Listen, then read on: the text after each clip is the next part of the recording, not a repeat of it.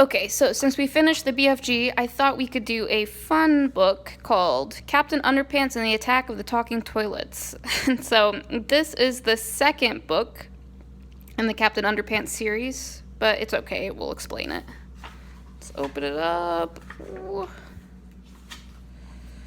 There's the two main characters. Okay, it says, hello. Before you read this book, there's some things you should know. So Harold and I have created this informative pamphlet to fill you in on the details. Please don't let this comic fall into the wrong hands.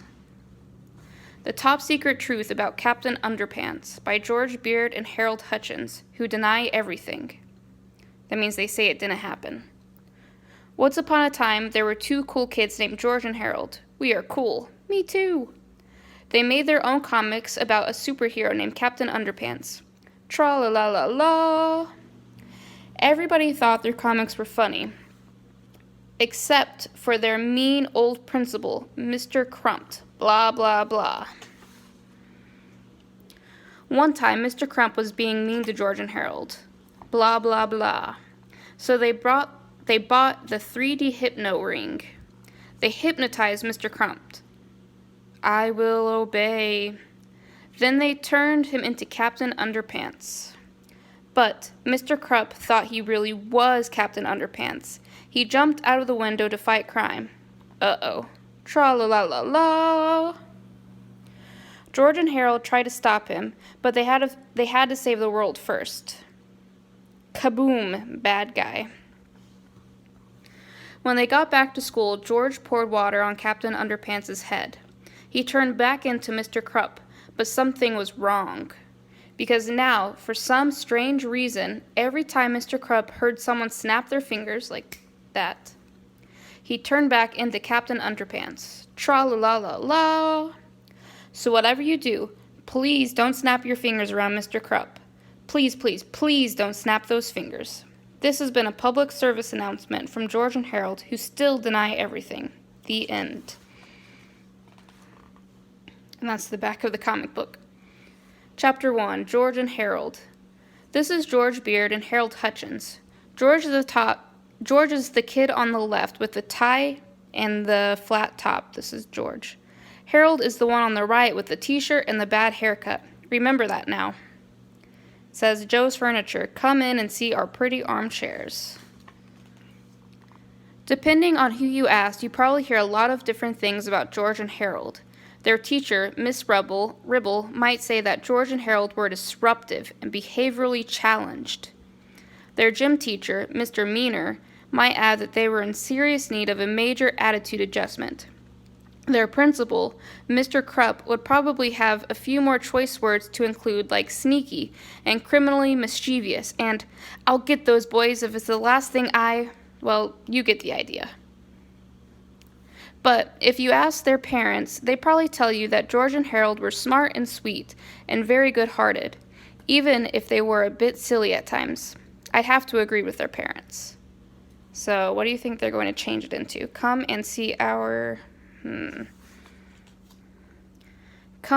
hairy armpits.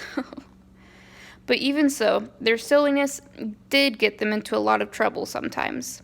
In fact, it once got them into so much trouble, they accidentally almost destroyed the whole planet with an army of evil, vicious talking toilets.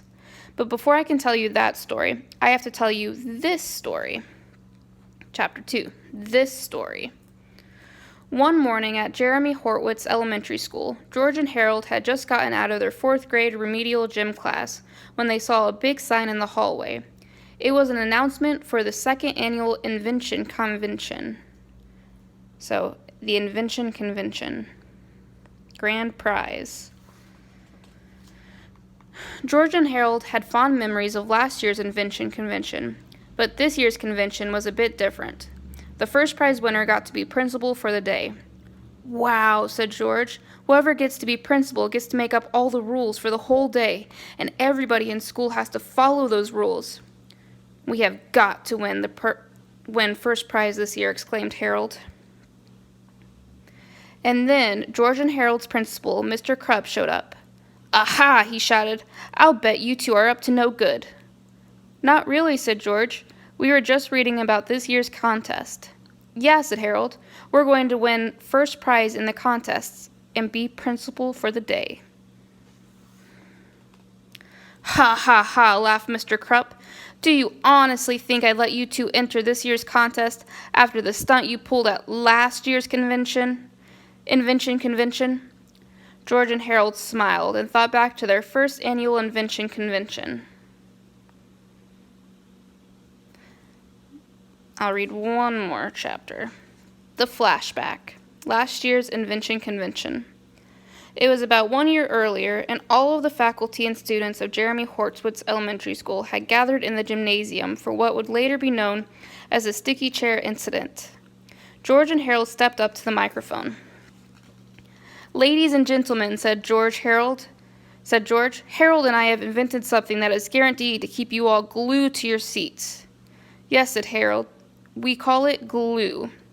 Mr. Krupp became very angry. You two did not invent glue, he shouted. He stood up to take the microphone away from Harold, and his chair stood up with him. Everyone in the gymnasium laughed. The school secretary, Miss Anthrop, stood up to help remove Mr. Krupp's chair from his pants. His chair stood up with her, too. Everyone in the gymnasium laughed harder. Uh-oh. The other teachers stood up, and you guessed it, they were stuck to their chairs as well. Everyone in the audience howled with laughter. One kid stood up to go to the bathroom, and his chair came up with him also. The audience stopped laughing so hard.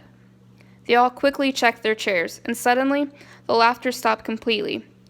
Everyone in the whole school was glued to their seats. You see, while it was true that George and Harold had not invented glue, they had invented a new kind of glue. By simply mixing rubber cement and concentrated orange juice mix, they had created a quick-drying, body heat-activated glue. Then they applied this special glue to every seat in the gymnasium, except theirs, early that morning. Everybody in the gymnasium was glaring at George and Harold and seething with anger. I've got a good idea, said George. What? Asked Harold. Run, cried George. George and Harold were grinning from ear to ear, remembering their silly invention and the chaos that followed. That was hilarious, laughed Harold. Yeah, chuckled George, it'll be hard to top that this year. Well, you won't get a chance this year, said Mr. Krupp. He took out a magnifying glass and held it up for the fine print on the sign. This contact is open to all students in the 3rd and 4th grade except George Beard and Harold Hutchins. You mean we can't enter the contest? Asked Harold. It's worse than that, laughed Mr. Krupp. You boys can't even attend this year's convention. I'm putting you two in study hall that whole day. Mr. Krupp turned and walked away, laughing victoriously. Rat, said Harold. What are we going to do now? Well, said George, you know the old saying, if you can't join 'em, beat 'em.